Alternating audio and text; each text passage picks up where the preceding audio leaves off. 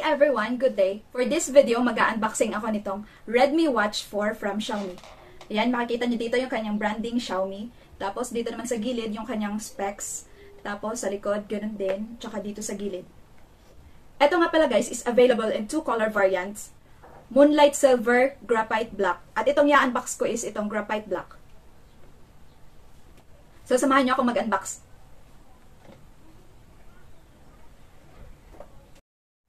Ayan, pagbukas nyo pa lang, bubungad na kagad sa inyo yung kanyang smartwatch. Wow, ang ganda. Ang laki. Yan siya guys, oh. Tapos, ano pa ba meron dito? Yan yung kanyang magnetic charger. Ayan.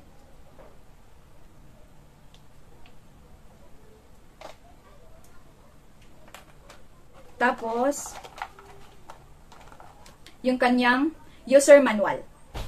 Ayan. Wow, ang ganda niya. Okay, diya. Papakita ko lang sa inyo ha.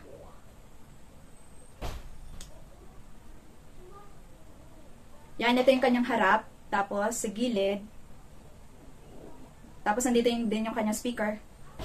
Yan. Tapos, sa likod, ito yung kanyang magnetic charger. Ito nga pala guys is 1.97-inch AMOLED display. Supports Bluetooth phone call, aluminum alloy frame, 2 classic color. Ito yung kanyang stainless steel rotating crown. 60 Hz high refresh rate na din siya guys. Up to 600 nits of brightness na din siya guys. Ayan. Tapos, ito yung kanyang mga apps. Dito, ayan. Yan, tapos, iikot nyo lang yung kanyang rotating crown. Ayan, para mag-scroll down siya. Ayan. Ito yung mga features niya.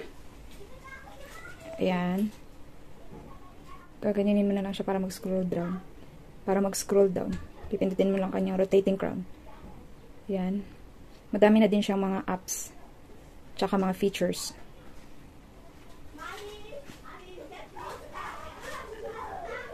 Ayan. Tapos, ito naman yung kanyang likod. Ito yung kanyang magnetic charger. Tapos, ayan. Yung kanyang rotating crown. Ayan. Tapos, yung kanyang speaker. Ayan.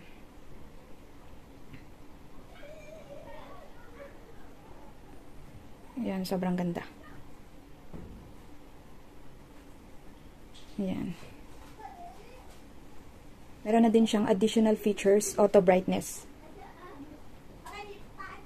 Tapos, visible screen. Ang price nga pala nito guys is 4,899 pesos. Yan. Available siya sa online platform ng Xiaomi. Yan, nag-charge na siya. Kailangan maayos yung paglalagay nyo para gumana. Kasi pag mali yung paglalagay, hindi na gana. Ayan, nakontra siya. So, dapat kailangan ganyan yung paglalagay. Ayan. Ayan, nag-charge na siya. Iko-comparison ko nga pala siya guys dito sa Redmi Watch 3 Active ko na relo, na smartwatch. Ayan guys, magsa side to side comparison naman tayo nitong Redmi Watch 4 tsaka itong Redmi Watch 3 Active. Yan guys, makikita nyo, mas malaki na yung LCD display nitong Redmi Watch 4 compare sa Redmi Watch 3 Active. Yan, mas malaki na din yung font niya. Dami na din siyang features.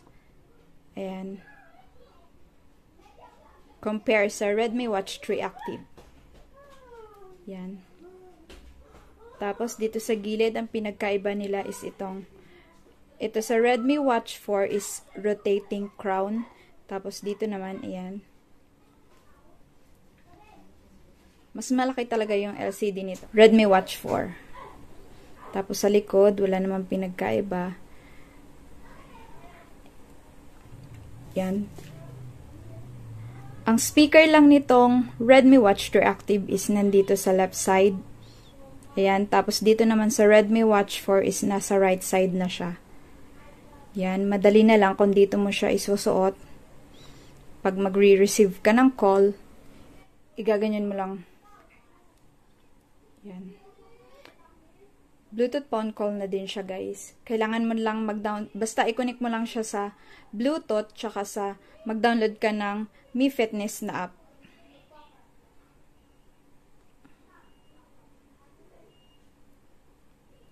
Yan. Pwede mo i-ganyan.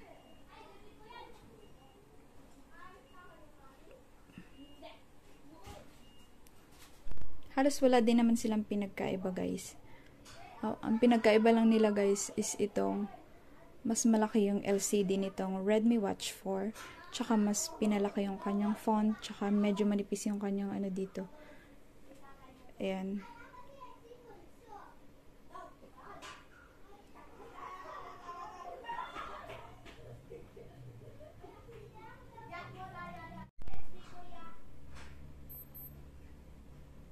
Yan, para sa akin, guys, ang gusto ko is itong Redmi Watch 3 Active. Kasi mas maliit siya, tsaka budget friendly. Pero nasa sa inyo pa rin naman yun kung alin yung pipiliin nyo sa dalawa.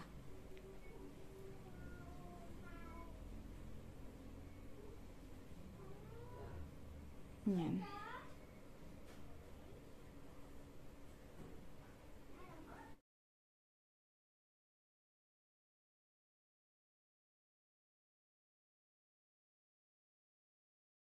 Thank you for watching. Don't forget to like, comment, subscribe, and hit the notification bell button for more updates.